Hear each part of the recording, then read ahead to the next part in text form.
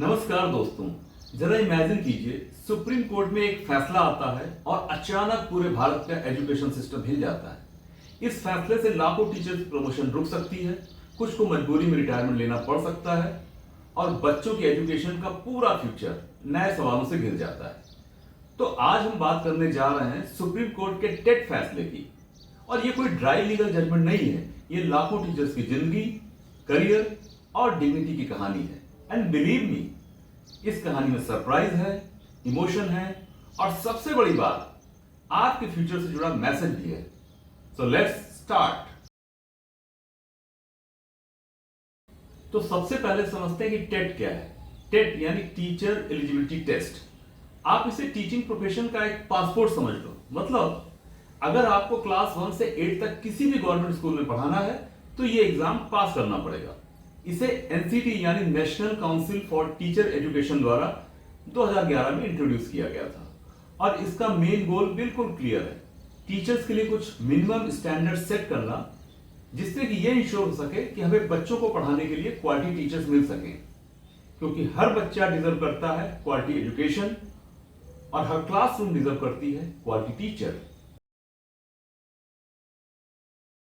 आइए अब समझने की कोशिश करते हैं कि क्वालिटी एजुकेशन का बेंचमार्क सेट करने के लिए एक्चुअल एग्जाम का सेटअप क्या होता है और ये कैसे कंडक्ट होता है।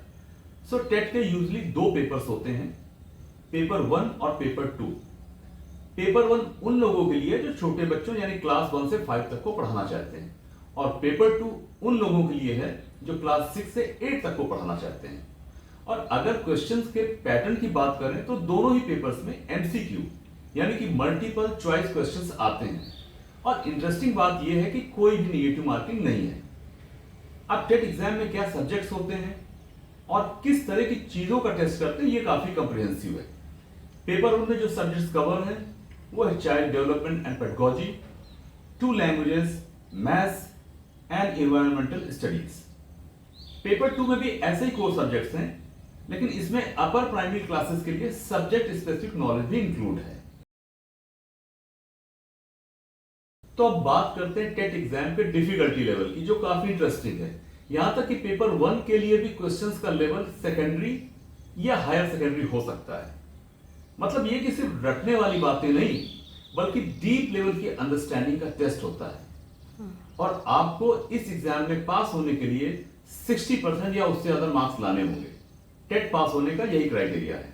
अब सोचिए, एक फ्रेश ग्रेजुएट के लिए तो ये एग्जाम मैनेजेबल है, लेकिन इमेजिन करो 50 साल के टीचर्स जिनके पास दशकों का अनुभव है और उन्हें अचानक एमसीक्यू एग्जाम देना पड़े, उनके लिए तो ये काफी अनमैनेजेबल ही लगता है।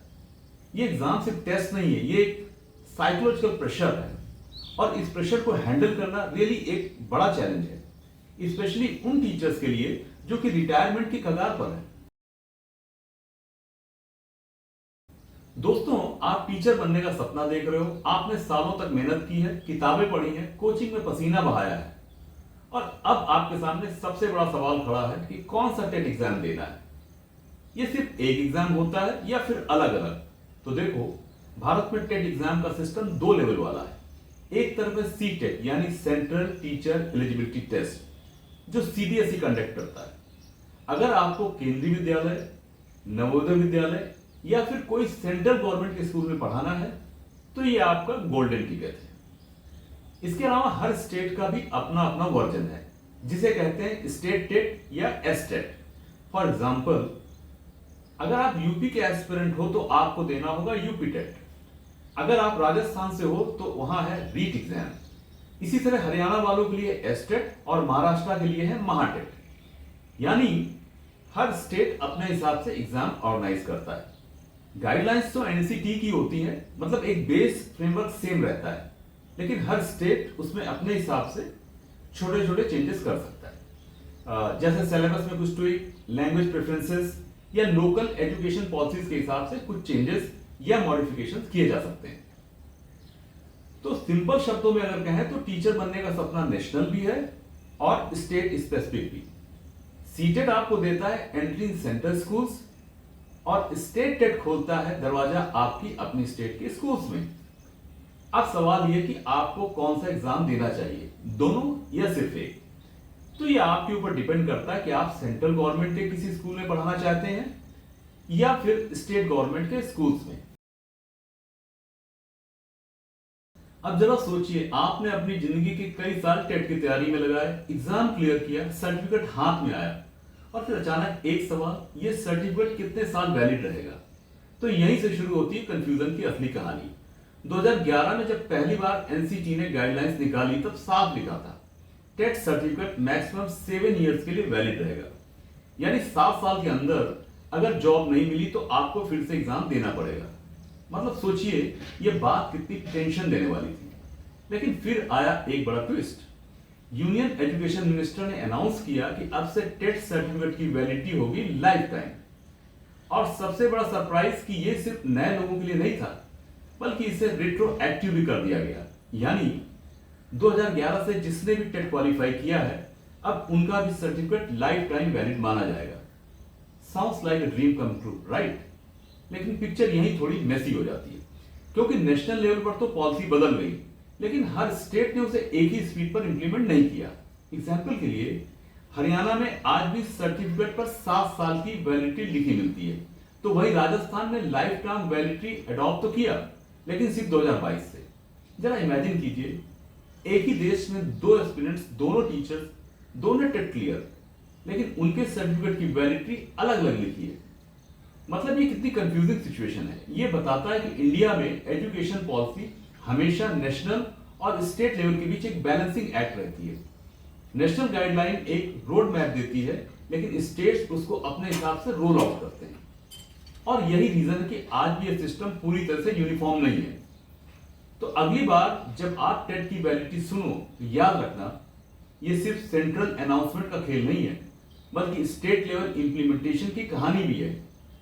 और यही वो चीज है जो अभी इवॉल्व हो रही है और धीरे धीरे स्टेट्स भी लाइफ टाइम वैलिडिटी अडॉप्ट कर रहे हैं। और फिर आती है 1 सितंबर 2025 की सुबह, सुप्रीम कोर्ट का एक जजमेंट आता है और पूरे एजुकेशन वर्ल्ड में जैसे भूचाल आ जाता है। ये कोई छोटा मोटा क्लैरिफिकेशन नहीं था, ये थी एक लैंडमार्क रूलिंग, एक ऐसा फैसला जिसने लाखों एस्पिरेंट्स, टीचर्स और पूरे टेट सिस्टम को हिला कर रख दिया।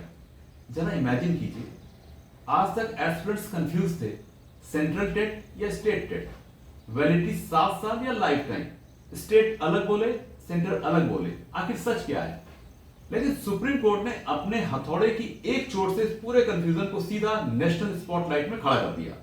न्यूज रूम्स गर्म, सोशल मीडिया पर हजारों ट्वीट्स और रील्स, कोचिंग सेंटर्स में हलचल और सबसे बढ़कर हर एस्पिरेंट्स की आंखों में डर, उम्मीद और क्यूरियोसिटी का तूफान।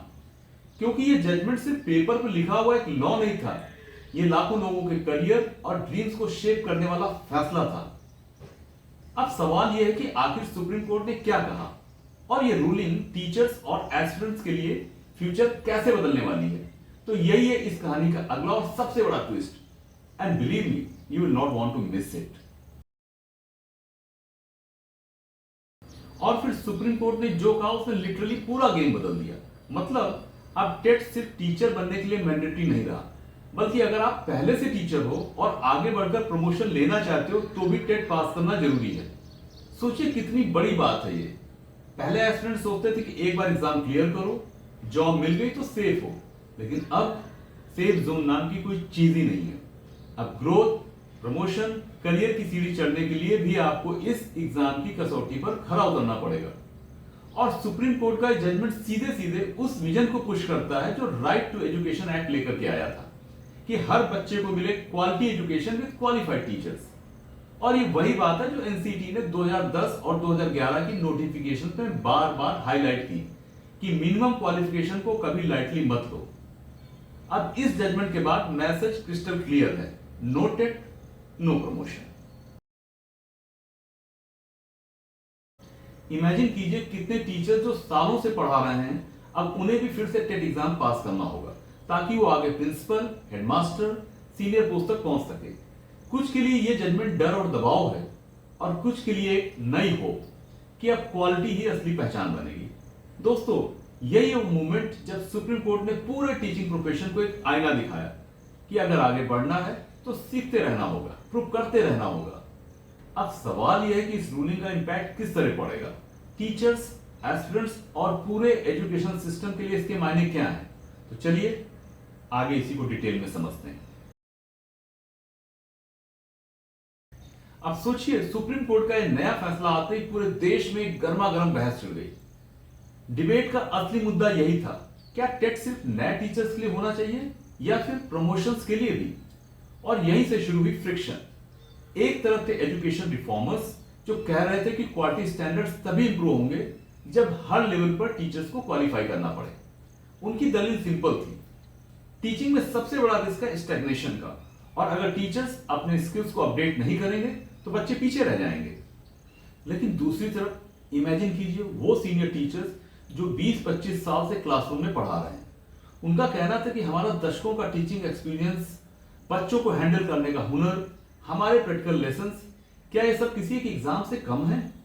उनकी आवाज में एक दर्द था, एक नाराजगी, जैसे कोई उनकी सालों की मेहनत और लिगेसी को टेस्ट पेपर पर रिड्यूस कर रहा हो। उनका सवाल बिल्कुल सीधा था, क्या एक्सपीरियंस की कोई वैल्यू नहीं, क्या हम सिर्फ एक सर्टिफिकेट से डिफाइन होंगे। और ऑनेस्टली उनकी बातों में वेट है, क्योंकि टीचिंग सिर्फ सिलेबस कवर करना नहीं बल्कि बच्चों की जिंदगी को शेप करना है। तो यहां से डिबेट दो हिस्सों में बढ़ गई। रिफॉर्मर्स बोले टेस्ट सबको इक्वल बेंचमार्क पर लाता है। एक्सपीरियंस टीचर्स बोले एक्सपीरियंस खुद सबसे बड़ा बेंचमार्क है। यानी ये मामला सिर्फ एग्जाम और सर्टिफिकेट का नहीं रहा, ये मुद्दा बन गया रिस्पेक्ट वर्सेस रेगुलेशन का। और दोस्तों, यही वो जगह है जहां पूरा नैरेटिव इतना इंटरेस्टिंग हो जाता है, क्योंकि दोनों साइड की बात सही लगती है। अब सवाल यह कि कौन सा रास्ता सही है, बैलेंस कहां मिलेगा। तो इमेजिन कीजिए, एक तरफ डिकेड्स ऑफ एक्सपीरियंस वाले सीनियर टीचर्स खड़े थे और दूसरी तरफ एनर्जी और रिफॉर्म की आवाज उठाते यंग टीचर्स। और ये टग ऑफ वॉर धीरे धीरे इतना बड़ा हो गया कि मामला कोर्ट तक पहुंच गया। ये इशू अलग अलग हाई कोर्ट्स में मल्टीपल टाइम्स गया और फाइनली सारे केसेस बंडल होकर पहुंच गए सुप्रीम कोर्ट में। इनमें सबसे बड़ा नाम था अंजुमन इश्रते तालीम trust versus government of Maharashtra, और इसके साथ साथ कई स्टेट्स के कनेक्टेड केसेस भी थे। अब सोचिए उस कोर्ट रूम का माहौल, लॉयर्स की तीखी बहस, जजेस के पॉइंटेड क्वेश्चंस, और बाहर लाखों एस्पिरेंट्स व टीचर्स की निगाहें इस फैसले पर टिकी हुई। हर कोई यही सोच रहा था कि सुप्रीम कोर्ट एक्सपीरियंस को बड़ा मानेगा या फिर एग्जाम को। और फिर आया वो मोमेंट जब सुप्रीम कोर्ट ने अपना फाइनल वर्डिक्ट सुनाया। एंड बिलीव मी, ये फैसला हाफ हार्टेड नहीं था। कोर्ट ने साफ शब्दों में कहा कि टेट अब सिर्फ एंट्री लेवल फिल्टर नहीं है, बल्कि प्रमोशन के लिए भी मैंडेटरी होगा। यानी जो डिबेट सालों से चल रही थी, सुप्रीम कोर्ट ने डिसाइसिव तरीके से उस पर फुल स्टॉप लगा दिया और अब कंफ्यूजन की कोई गुंजाइश ही नहीं बची।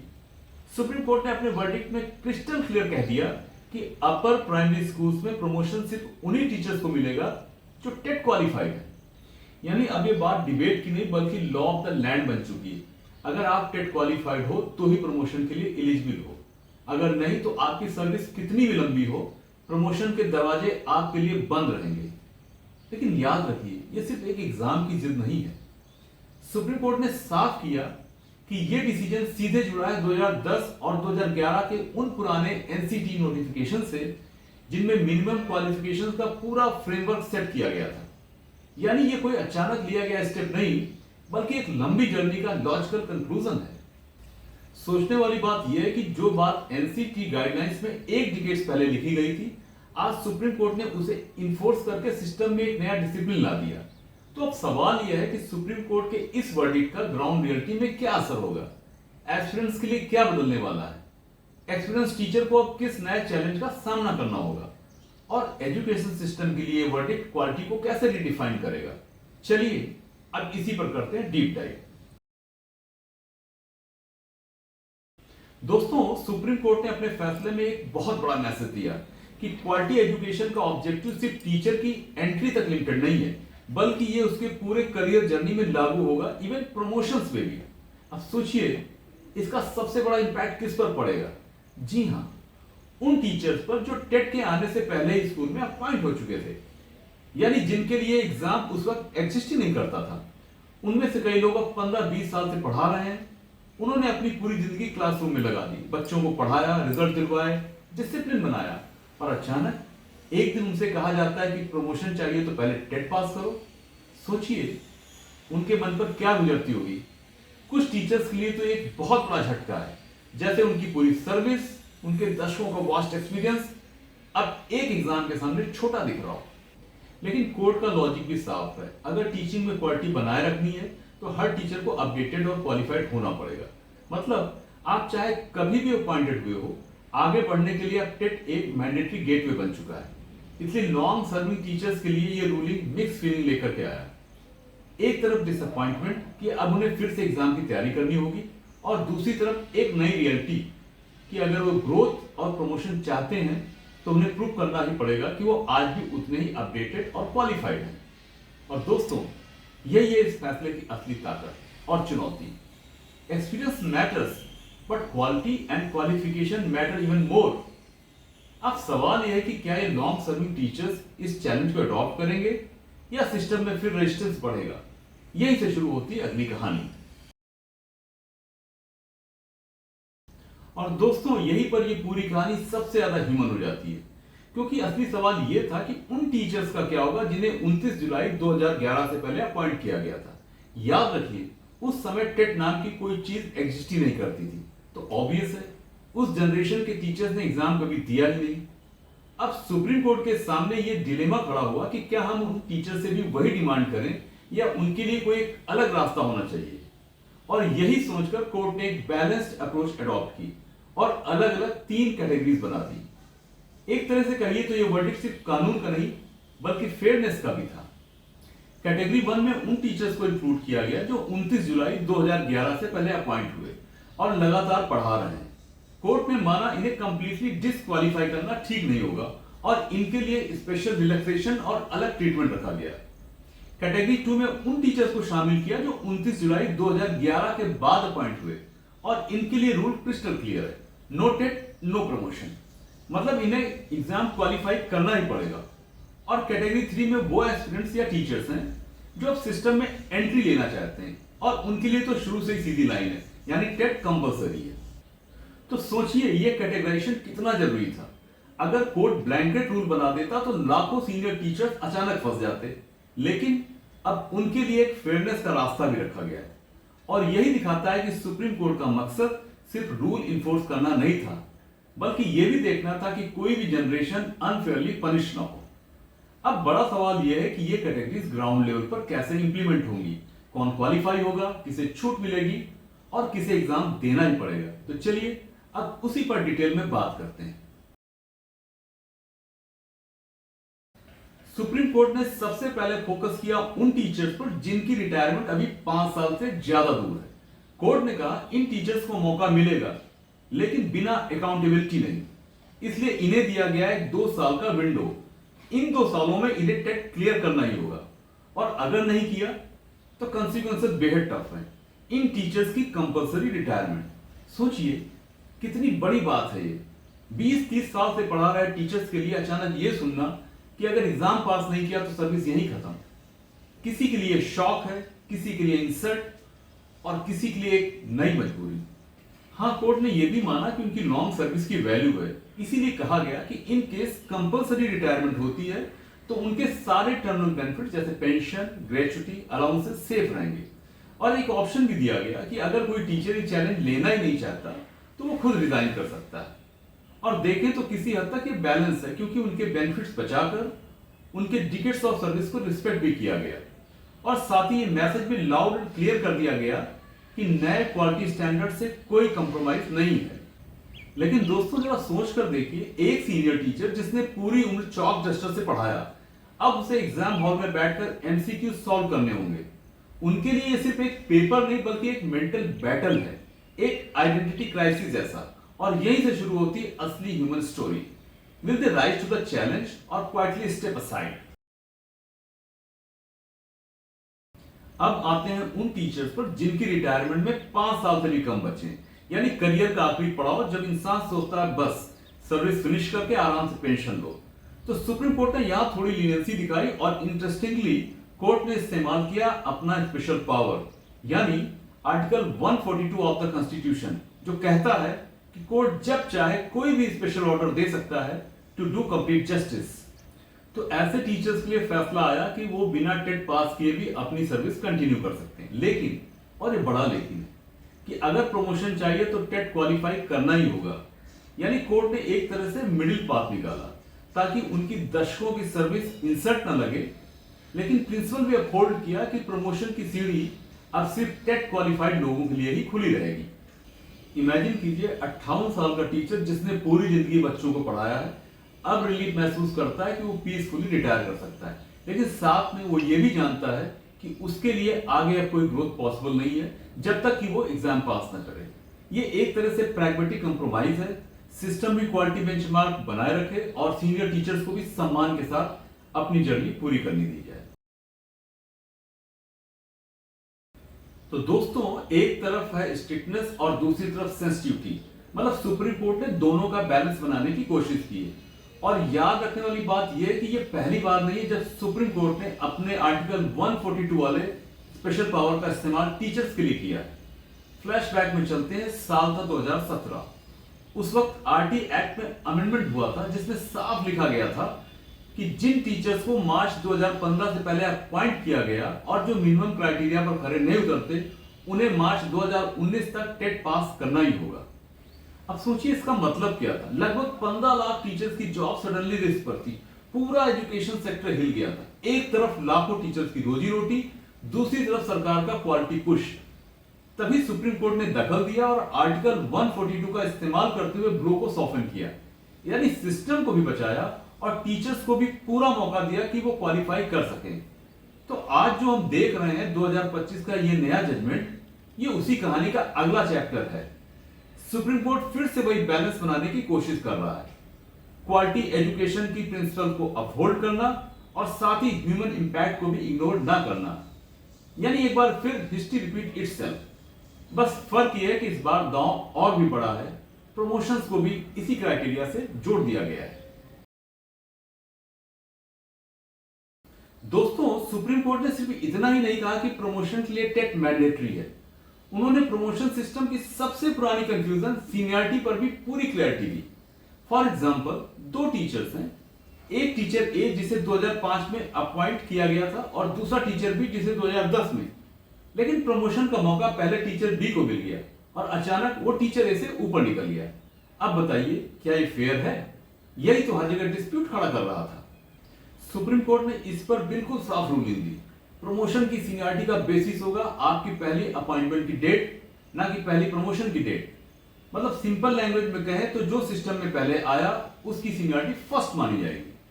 ये एक तरह से लेवल प्लेइंग फील्ड बनाता है। अब किसी को सिर्फ प्रमोशन की स्पीड से लीप फ्रॉग करने का मौका नहीं मिलेगा और इसका रिजल्ट ये होगा कि करियर प्रोग्रेशन और भी ट्रांसपेरेंट और प्रेडिक्टेबल बन जाएगा।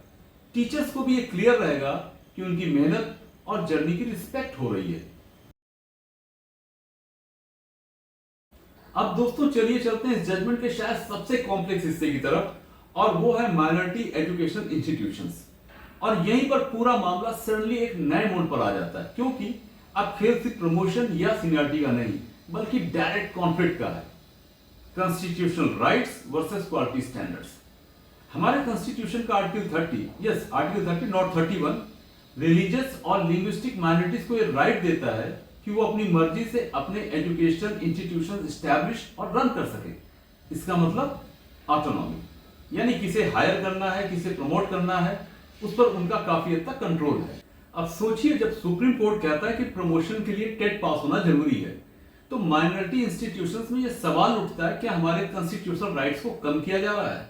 और यहीं से शुरू होती है एक बड़ी डिबेट। एक तरफ है ऑटोनॉमी ऑफ माइनॉरिटी इंस्टीट्यूशंस और दूसरी तरफ है राइट टू एजुकेशन एक्ट का क्वालिटी बेंचमार्क। कोर्ट रूम में सवाल पूछता है, क्या ऑटोनॉमी का मतलब है कि क्वालिटी स्टैंडर्ड्स कंप्रोमाइज हो सकते हैं, या फिर क्वालिटी का मतलब है कि ऑटोनॉमी थोड़ी लिमिटेड करनी होगी।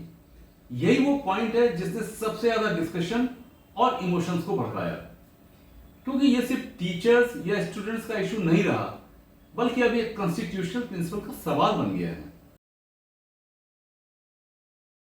अब सबसे बड़ा सवाल कि क्या टेट माइनॉरिटी इंस्टीट्यूशन पर भी अप्लाई होता है या नहीं, और यहीं से शुरू होता असली सस्पेंस। क्योंकि दोस्तों, सोर्सेस और इंटरप्रिटेशन यहां थोड़े अलग अलग नजर आते हैं।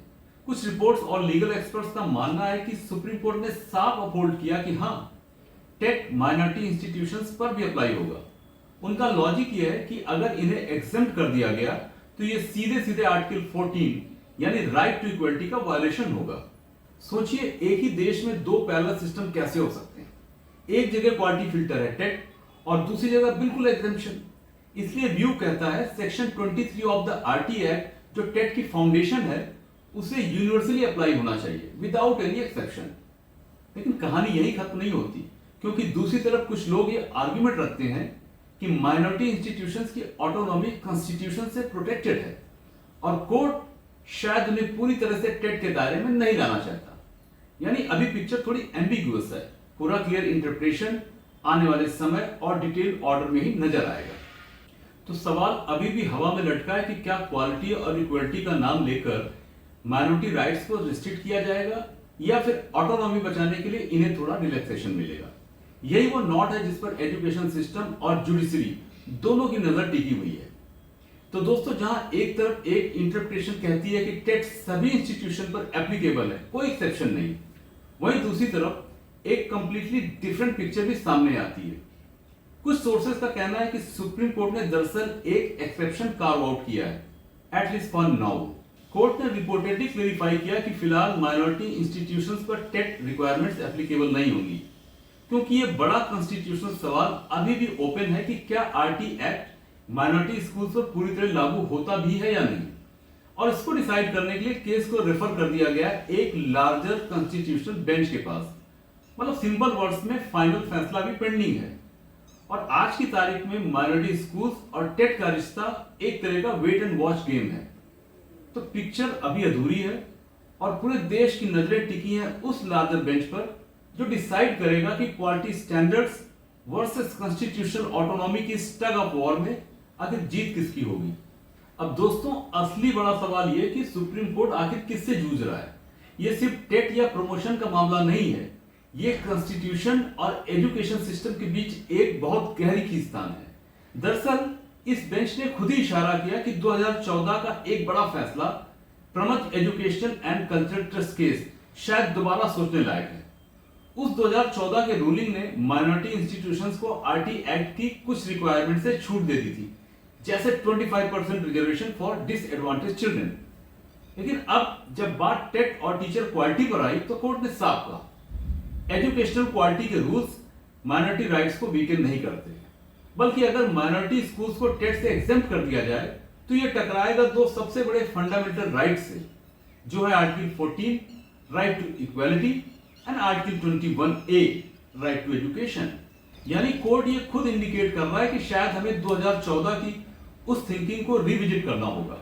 और यही वजह है कि मैटर को लार्जर कॉन्स्टिट्यूशनल बेंच पर रेफर किया गया है, क्योंकि अब सवाल इंडिविजुअल टीचर्स का नहीं बल्कि पूरे देश की एजुकेशनल फिलॉसफी का है। सोचिए, अगर माइनॉरिटी राइट्स एब्सोल्यूट हैं तो क्या क्वालिटी स्टैंडर्ड्स कंप्रोमाइज होंगे, या अगर क्वालिटी एब्सोल्यूट है तो क्या ऑटोनॉमी का वायलेशन होगा। यह है वो बिगर रेसल, वो टग ऑफ वॉर जिसका जवाब आने वाले सालों में तय करेगा कि भारत का एजुकेशन सिस्टम किस डायरेक्शन में जाएगा। तो दोस्तों, अगर आप माइनॉरिटी इंस्टीट्यूशन चला रहे हैं या वहां पढ़ा रहे हैं तो आज की तारीख में सबसे बड़ा टेक अवे है अनसर्टेनिटी, क्योंकि लार्जर कॉन्स्टिट्यूशनल बेंच का फैसला अभी पेंडिंग है, लेकिन डायरेक्शन साफ नजर आ रही है। यह जजमेंट स्ट्रांगली पॉइंट करता है एक चीज की तरफ, और वो है यूनिवर्सल स्टैंडर्ड्स।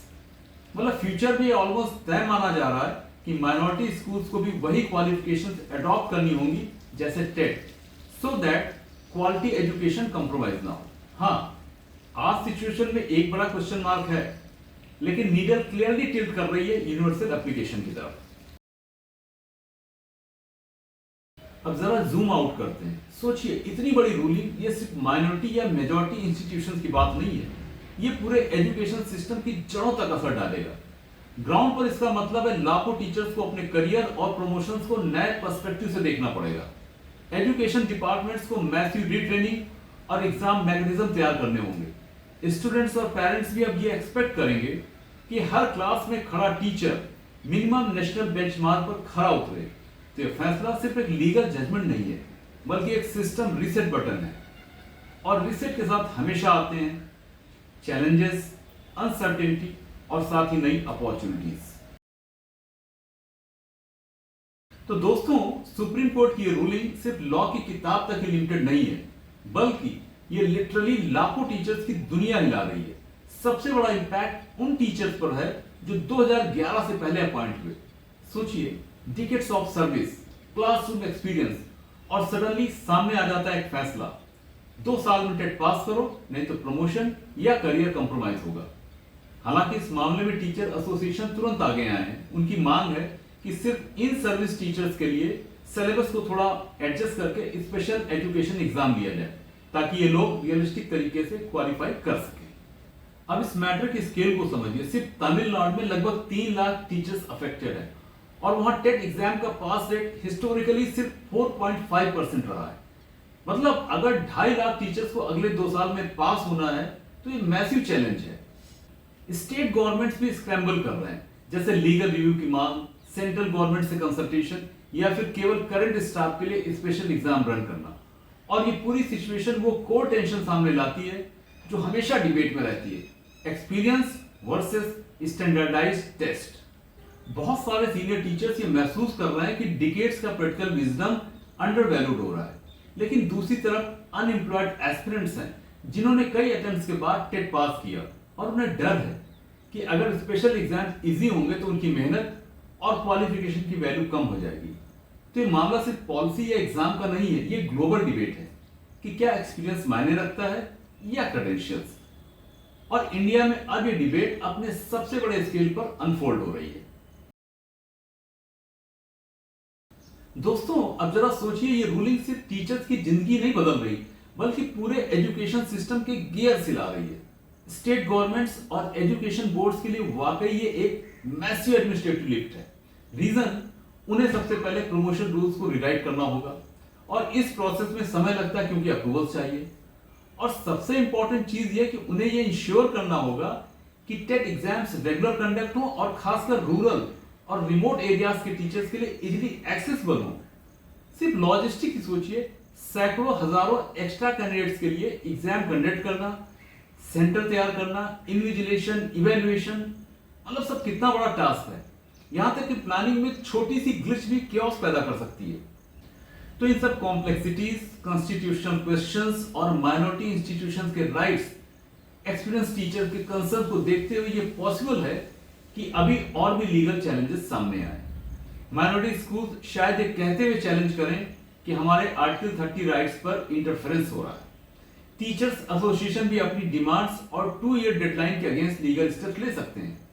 मतलब कोर्ट्स अभी आने वाले समय में काफी बिजी रहने वाले हैं। यानी यह रूलिंग सिर्फ एक फैसला नहीं, बल्कि एक ऑनगोइंग सागा है जो एजुकेशन सिस्टम, टीचर्स और जुडिशरी के बीच लगातार अनफोल्ड हो रहा है। तो दोस्तों, इतनी कॉम्प्लेक्सिटी और चैलेंजेस के बीच अब सवाल यह है कि आगे का रास्ता क्या है और सॉल्यूशंस क्या हो सकते हैं। गुड न्यूज यह है कि कन्वर्सेशन बिल्कुल एक्टिव है। एजुकेशन एक्सपर्ट्स, टीचर एसोसिएशंस और गवर्नमेंट ऑफिशियल्स सभी सोच रहे हैं कि क्वालिटी स्टैंडर्ड्स कैसे उठाए जाएं और साथ ही एग्जिस्टिंग वर्कफोर्स को कैसे अननेसेसरी हार्डशिप से बचाया जाए। इस मैटर में कुछ पॉसिबल सॉल्यूशंस हो सकते हैं, जैसे कि special provisions for senior teachers, ताकि उनके डिकेड्स ऑफ एक्सपीरियंस की रिस्पेक्ट रखी जाए। अल्टरनेटिव असेसमेंट मेथड्स, जहां टीचर्स की प्रैक्टिकल क्लासरूम स्किल्स और अपडेटेड नॉलेज दोनों को कंसीडर किया जाए। फोकस टीचर ट्रेनिंग प्रोग्राम, जो करंट टीचर्स को टेट के लिए प्रिपेयर करने में मदद करे। और कस्टमाइज सपोर्ट, जैसे अलग एग्जाम फॉर्मेट्स, एक्स्ट्रा रिसोर्सेस और रूरल एरियाज में एक्सेसिबिलिटी इंश्योर करना। पॉइंट यह है कि गोल सिर्फ एग्जाम पास कराना नहीं है, बल्कि इंश्योर करना है कि टीचर्स की स्किल्स और स्टैंडर्ड्स कंटिन्यूअसली इंप्रूव हो, बिना किसी के करियर या डिग्निटी पर अननेसेसरी प्रेशर पड़े।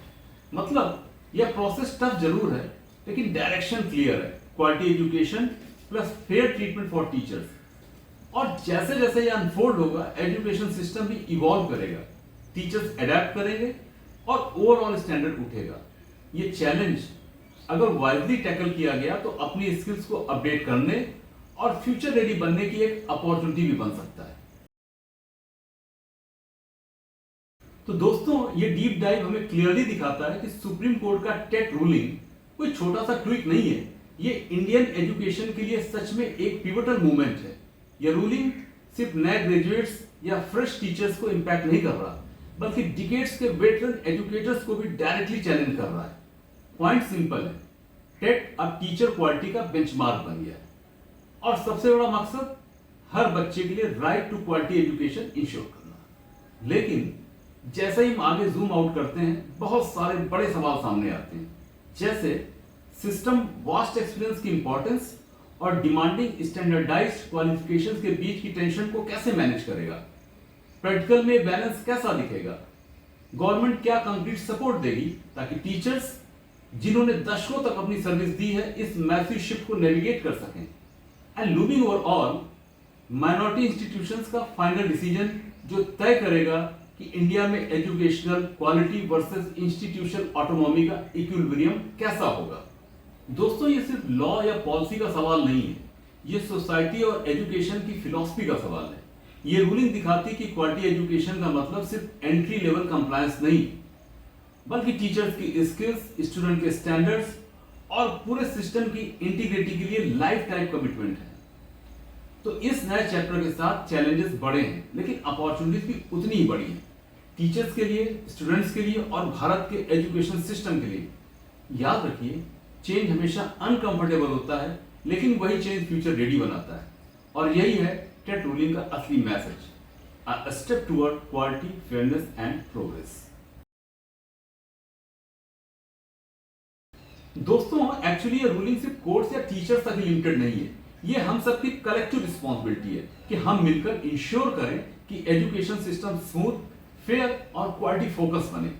याद रखिए, जब सारे स्टेक होल्डर मिलकर काम करते हैं तो ट्रांजिशन चैलेंजिंग हो सकता है, लेकिन पॉसिबल और सक्सेसफुल जरूर होता है। तो दोस्तों अब ये सोचिए कि आप अपने लेवल पर क्या कर सकते हैं and how can you be a part of this change. क्योंकि आखिर में क्वालिटी एजुकेशन का मतलब सिर्फ रूल्स और एग्जाम्स नहीं, बल्कि ये हर बच्चे, हर टीचर और हर कम्युनिटी का फ्यूचर है। तो दोस्तों टेट के इस मुद्दे पर आपकी क्या राय है, नीचे कमेंट्स में जरूर बताइए। और अगर आपको ये वीडियो यूजफुल लगे तो इसे लाइक, शेयर और सब्सक्राइब करना ना भूलें, क्योंकि इस चैनल पर हम ऐसे ही इंपॉर्टेंट और आई ओपनिंग टॉपिक्स लाते रहते हैं। Thank you so much for watching.